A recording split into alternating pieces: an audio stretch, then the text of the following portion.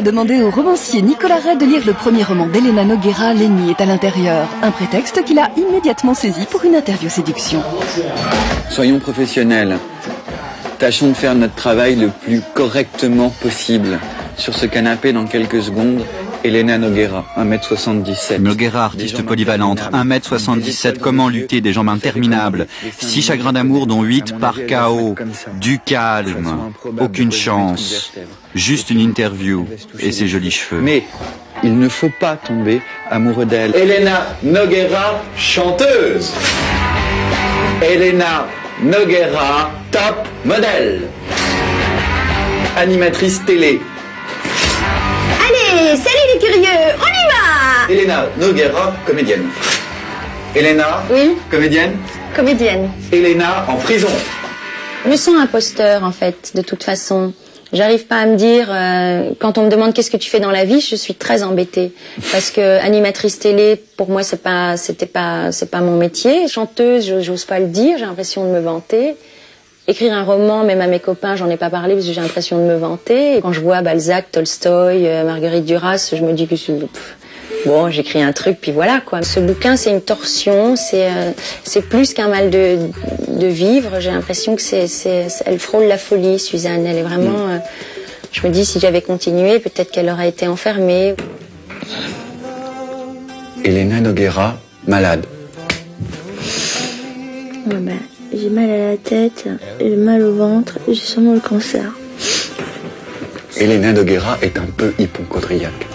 J'ai imaginé que Suzanne se serait créé ce petit cancer de la peau d'une certaine gravité, mais point trop, pour voir si elle amadoue un peu, si ça ramène un peu de douceur dans les yeux de ce mari.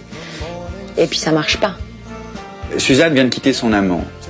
Et tu écris...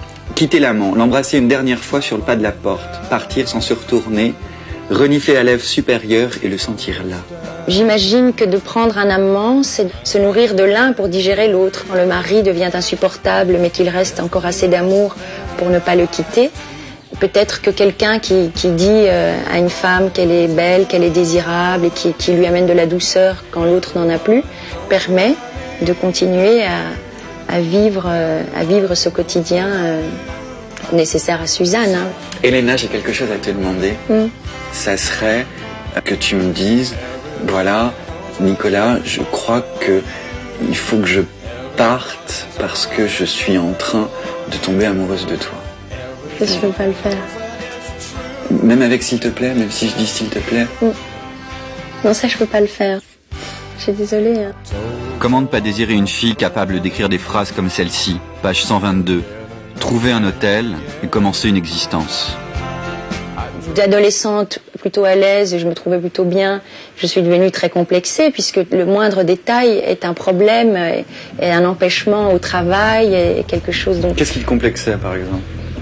Oh ben après, on voit le moindre centimètre de cellulite, 1 centimètre de trop au niveau des hanches, on se sent grosse, un petit bourrelet qui peut paraître ridicule à une autre personne devient énorme. C'est une forme très particulière de vente, ouais. Quoi. On vend de la chair et j'ai exacerbé ce côté-là. Je suis pas en souffrance, je suis pas Suzanne, je suis pas dans cette souffrance-là toujours. Justement, pour poursuivre là-dessus sur la fragilité de la femme, il y a un très beau passage dans ton bouquin, c'est sur la femme et le talon aiguille, où tu dis regardez les femmes funambules sur talon aiguille, sentir la précarité de leurs pas, de leurs gestes, le déséquilibre, la fragilisation du corps, tracer une parallèle entre elle et moi. C'est vrai qu'une femme en talon aiguille, sa démarche est du coup beaucoup plus fragilisée et en même temps ça la rend inatteignable.